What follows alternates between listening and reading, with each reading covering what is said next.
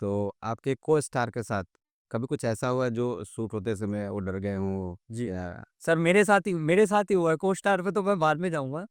इस फ़िल्म की सबसे ख़ास बात ये है सर कि इस फ़िल्म को आप पूरी फ़ैमिली के साथ देख सकते हैं। दादा से लेके पोता तक और पोती से लेके दादी तक सब आप इस फ़िल्म को साथ में बैठ के देख सकते हैं।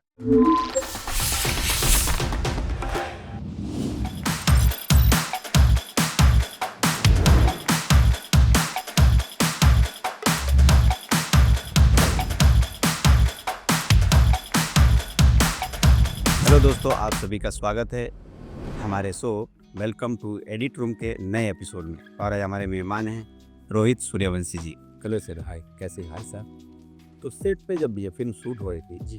तो सेट का माहौल कैसा था अजय जी के साथ? सेट का माहौल मैं आपको बताऊँ बहुत बढ़िया था सर। कभी-कभी बहुत मज़ाक होता था, कभी-कभी बहुत मस्ती होती थी, लेकिन सीरियस कभी नहीं था सर। क्योंकि हमारा कंटेंट भी ऐसा था, हमारा जॉनर भी ऐसा था हॉरर कॉमेडी, तो सीरियस कभी नहीं रहता था और मस्ती मज़ाक करते हुए ये फ़िल्म सर हमने कंप्लीट की। आपके को-स्टार वगैरह जो फिल्म के अंदर है? जी। इस फ़िल्म में मिथुन चक्रवर्ती जी के लड़के मिमो चक्रवर्ती जी, जिनको आपने हॉन्टेड में देखा होगा और अभी उनकी लेटेस्ट वेब सीरीज़ आई है खाकी नेटफ्लिक्स पे जो काफ़ी हिट हुई है। द बंगाल फाइल्स शायद नाम है उसका। खाकी द बंगाल। खाकी द बंगाल फाइल्स जी, जी। और इस फ़िल्म में है निकिता शर्मा जिनको आपने नागिन सीरियल में देखा होगा और डायना खान जिनको आपने अलग-अलग सीरियल्स में देखा होगा और गैंग्स ऑफ वासेपुर में जिन्होंने परपेंडिकुलर का रोल किया था आदित्य कुमार जी, वो इस फ़िल्म में एक मुख्य कलाकार के रूप में हैं। अमित सिन्हा, जीत राय दत्त और भी बहुत सारे 32 कैरेक्टर्स हैं सर बेसिकली इस फ़िल्म में। मैं बोलते चले जाऊँगा तो उसी में टाइम निकल जाएगा।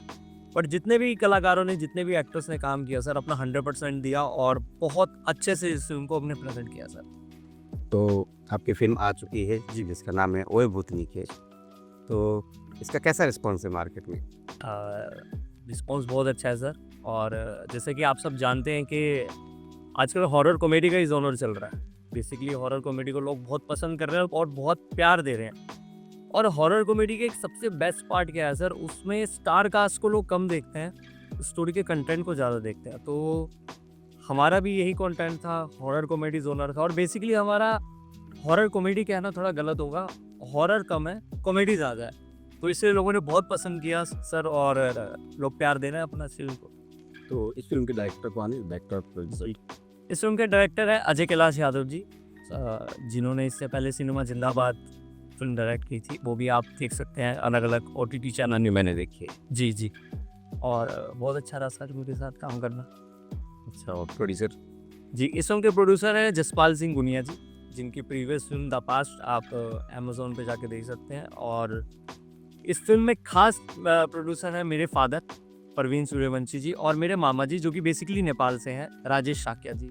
मुझे मौका दिया उन्होंने और ब्लेस्ड हूँ सर बहुत ज़्यादा। तो जब ये फ़िल्म बनने से पहले जी। आपका जब सिलेक्शन हुआ, कैसे हुआ? बड़ा इंटरेस्टिंग क्वेश्चन पूछा सर आपने।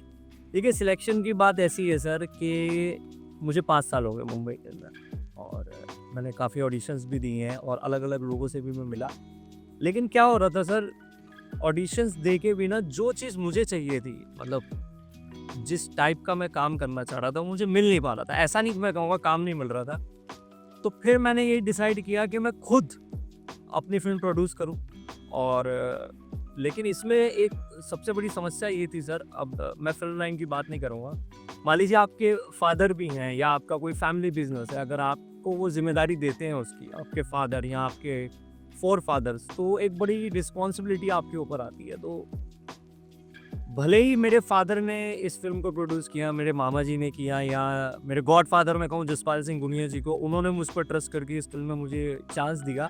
लेकिन एक बहुत बड़ी रिस्पॉन्सिबिलिटी अगर मैं आप कह सकते हैं अगर ऑडिशन से कहीं पे सिलेक्ट होता, तो इतनी टेंशन नहीं होती मुझे क्योंकि मुझे एक ना प्राइड होता कि यार मैंने इस चीज़ को ग्रैब किया। लेकिन यहाँ कैसा था कि मुझे ज़िम्मेदारी दी गई थी बहुत बड़ी कि भई हम तेरे लिए कर रहे हैं तो अब तुझे 100 नहीं, तुझे अपना 1000% देना है। तो एक रिस्पॉन्सिबिलिटी मेरे ऊपर थी सर, मुझे बहुत बहुत ज़्यादा मेहनत करके इस फ़िल्म को कंप्लीट करना पड़ा और लेकिन अच्छा रहा सफ़र सर। जी। तो सर, मैं अजय जी के साथ आपका कैसा जर्नी था? सर अजय कैलाश यादव जी के साथ मेरी जर्नी कैसे रही इसके लिए मुझे थोड़ा प्री प्रोडक्शन में जाना पड़ेगा, मतलब फिल्म शूट होने से पहले का जो पीरियड होता है। जब मैं फर्स्ट टाइम अजय कैलाश यादव जी से मिला तो थोड़ी बात हमारी कम होती थी, क्योंकि फर्स्ट टाइम हम किसी से मिलते हैं तो थोड़ी बात कम ही होती है हमारी। तो उसके बाद हमारी बातें हुई और काफ़ी कुछ मुझे अजय कैलाश यादव जी ने बताया कि हम किस तरीके से इस फिल्म को शूट करने वाले हैं और किस तरीके का ये जॉनर है। उसमें सबसे इंटरेस्टिंग बात ये रही सर कि फिल्म से हट के उन्होंने मुझे लाइफ के बहुत लेसन्स दिए। बेसिकली मैं ये तो अभी रिवील नहीं कर सकता कि इस फिल्म में मेरा कैरेक्टर क्या था, उसके लिए आपको फिल्म देखने जाना पड़ेगा और मेरे व्यूअर्स को भी। लेकिन जो इस फिल्म में मेरा कैरेक्टर है ना सर, वो कैरेक्टर रियल लाइफ से बहुत इंस्पायर है। रियल लाइफ में आज यंगस्टर्स की जो प्रॉब्लम चल रही है, या आज यंगस्टर्स जो अलग अलग तरीके के कामों में अपने आप को इन्वॉल्व करने की कोशिश करते हैं, तो वो रियल लाइफ से बहुत इंस्पायर है कैरेक्टर। तो अजय जी ने मुझे इंस्पायर किया कि रियल लाइफ में घुसने के लिए थ्रू कैरेक्टर, या रियल लाइफ के थ्रू उस कैरेक्टर में जाने के लिए। तो बहुत सारी बातें हैं, बहुत सारी चीज़ें हैं सर, मैं बोलने बैठूंगा तो शायद घंटों ही इसमें निकल सकते हैं, लेकिन मैं सिर्फ इतना कहूँगा, बहुत इंस्पायर उन्होंने मुझे किया।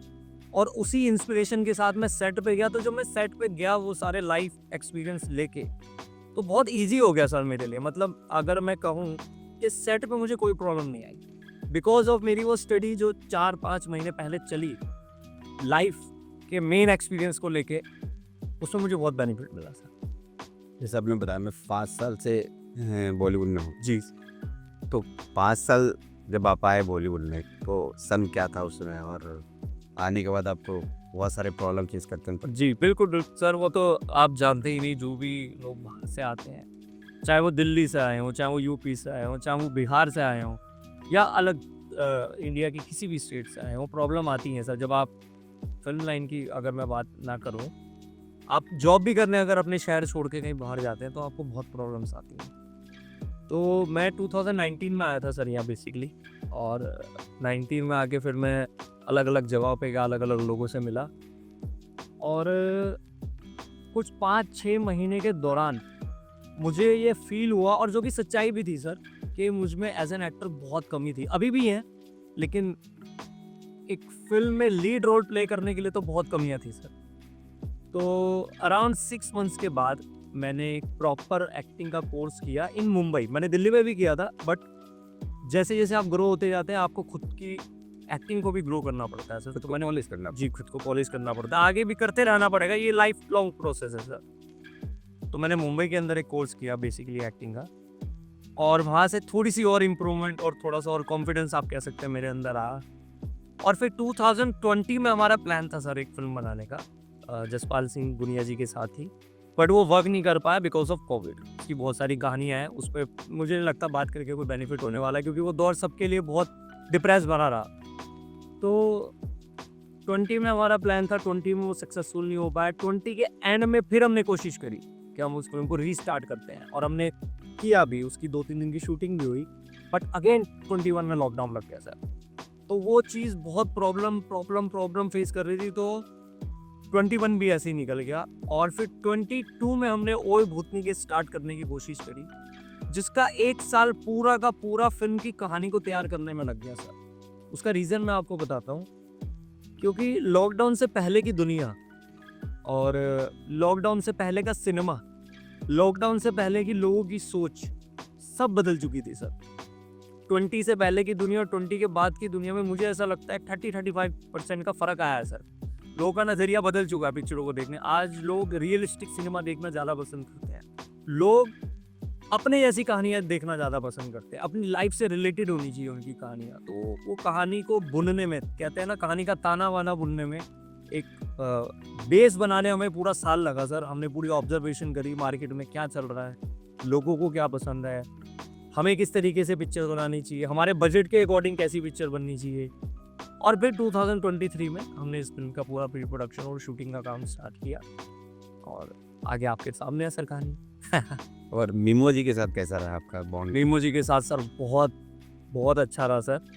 जब मुझे फर्स्ट टाइम ये पता लगा कि मैं मिथुन चक्रवर्ती जी के बेटे मीमो चक्रवर्ती जी के साथ फिल्म कर रहा हूँ, तो सर मेरे लिए बहुत प्राउड की बात थी। बिकॉज जब हॉन्टेड फिल्म आई थी उनकी, तो मैं वो फिल्म देखने गया था, और मैं तब 18 साल का था शायद। और मैं ना उनकी एक टिकट, जो उस टाइम कागज़ की टिकट मिलती थी सर, तो मैं अपने पास रख ली थी मैंने। मुझे नहीं पता मैंने क्यों रखी थी वो, क्योंकि मेरे को शौक था टिकट कलेक्शन का, तो मैंने वो टिकट रख ली। मुझे नहीं पता था वो टिकट मुझे उनके साथ काम करने की टिकट मिल जाएगी, और ये बात मैंने उनको बताई भी। हाँ। तो बहुत अच्छा रहा सर एक्सपीरियंस, बहुत डाउन टू अर्थ है वो, बहुत सपोर्टिव है, और ऐसा फील ही नहीं हुआ कि कोई इतना बड़ा सेलेब या कोई इतनी बड़ी पर्सनैलिटी हमारे साइड पे आए, या हमें कोई अनकंफर्टेबिलिटी उनके साथ हुई। मतलब बहुत ईज़िली उन्होंने हमें सपोर्ट किया, और बहुत ईज़िली हमारा शूट कंप्लीट हुआ सर।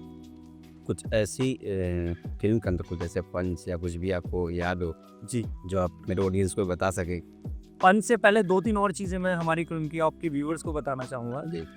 इस फ़िल्म की सबसे ख़ास बात ये है सर कि इस फ़िल्म को आप पूरी फ़ैमिली के साथ देख सकते हैं। मतलब मैं हर जगह जाता हूँ तो बोलता हूँ, दादा से लेके पोता तक और पोती से लेके दादी तक सब आप इस फ़िल्म को साथ में बैठ के देख सकते हैं। और दूसरा पॉइंट इसका फ़िल्म का ये है सर कि हमने इस फ़िल्म को विदाउट एनिमेशन और विदाउट वीएफएक्स बनाई है। एक प्रॉपर ग्राउंड लेवल पे एकदम ओरिजिनल, इसे कहते हैं ना ऑर्गेनिक फ़िल्म है सर ये। जैसे 90s का सिनेमा होता था ना, थोड़ा सा रोमांस भी है, थोड़ा सा एक्शन भी है, थोड़ा सा हॉरर भी है, और सुंदर लड़का भी है सर पिक्चर में।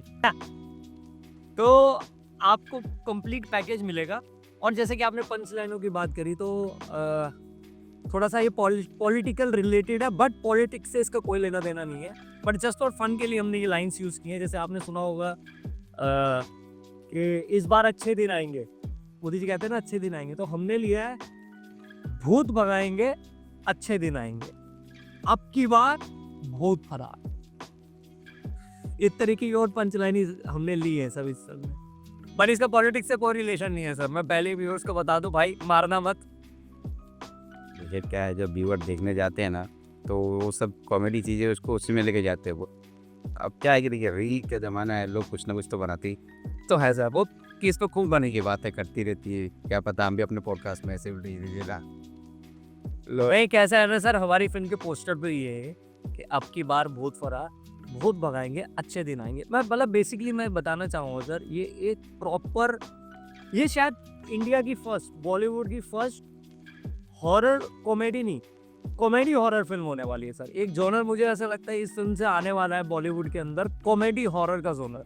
कॉमेडी ज़्यादा, हॉरर कम, और मज़ा तो बहुत ज़्यादा। और इससे कुछ शूटिंग का जो लोकेशन वगैरह है, जी ये कहाँ शूट हुआ? जी। इस फिल्म की लोकेशन की मैं बात करूँ तो सर बेसिकली तो हमने महाराष्ट्र ओरिजिन ही पकड़ा है इस फिल्म के लिए, महाराष्ट्र के अलग अलग जगहों में, और महाराष्ट्र से बाहर भी हमने कई जगहों पे इस फिल्म की शूटिंग की है, और बहुत डिफरेंट डिफरेंट लोकेशन आपको देखने को मिलेंगे। मतलब ऐसा नहीं होगा कि फिल्म एक ही जगह पे घूमती रहती है, आपको डिफरेंट डिफरेंट लोकेशंस, अलग अलग लोकेशंस मिलेंगे, जिसमें आपको मतलब कहते हैं ना हरी भरी पिक्चर है सर। जैसे आपकी फिल्म का नाम है ओए भूतनी, जी सर जी। तो आपके को स्टार के साथ कभी कुछ ऐसा हुआ जो शूट होते समय वो डर गए हों जी। या सर मेरे साथ ही हुआ है। को स्टार पे तो मैं बाद में जाऊंगा। एक्चुअली इस फिल्म की जो मेन लोकेशन है ना सर, वो एक बहुत ही भूतिया हवेली है। तो वो अपने आप में बहुत भूतिया थी सर, और हमारी ज़्यादातर जो शूटिंग हुई वो नाइट की हुई है।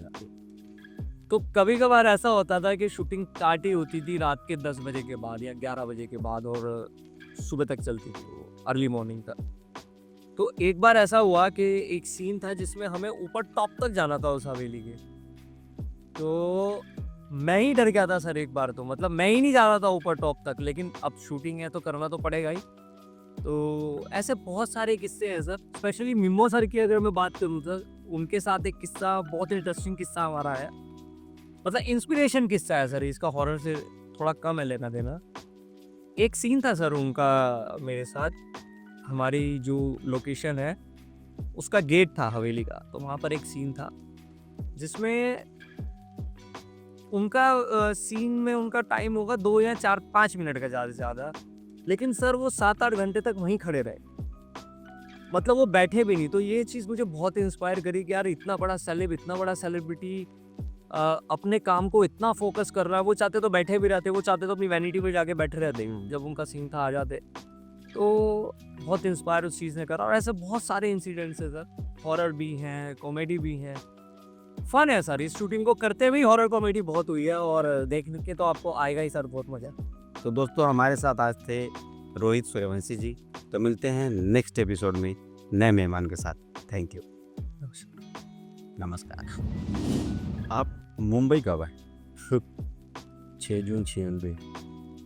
सब कैसे बना आपको मुंबई आने का प्लान? कोई प्लान नहीं था, वो कलकत्ता से ना इम्पोर्ट किया गया। मैं कभी कभी खुद हैरान हो जाता हूँ कि इतना पिक्चर मैं कर कैसे भी है। 150 फिल्में जो भी है वो सब साउंड डिजाइन में ही है। बहुत सारी फिल्में मेरी साउंड एडिट में। साउंड डिजाइन में मेरे 20, 25, 30 फिल्म होंगे। बाकी मैंने साउंड एडिट जो किए हैं उसके फिल्म थे। आप जब पीसीओ पे बैठते थे उस समय आपका एक्सपीरियंस, उस समय का कुछ एक्सपीरियंस शेयर कर सकते हैं? बहुत सारा एक्सपीरियंस है। पीसीओ पे जब मैं बैठता था तो मेरे दोस्त तो बहुत थे।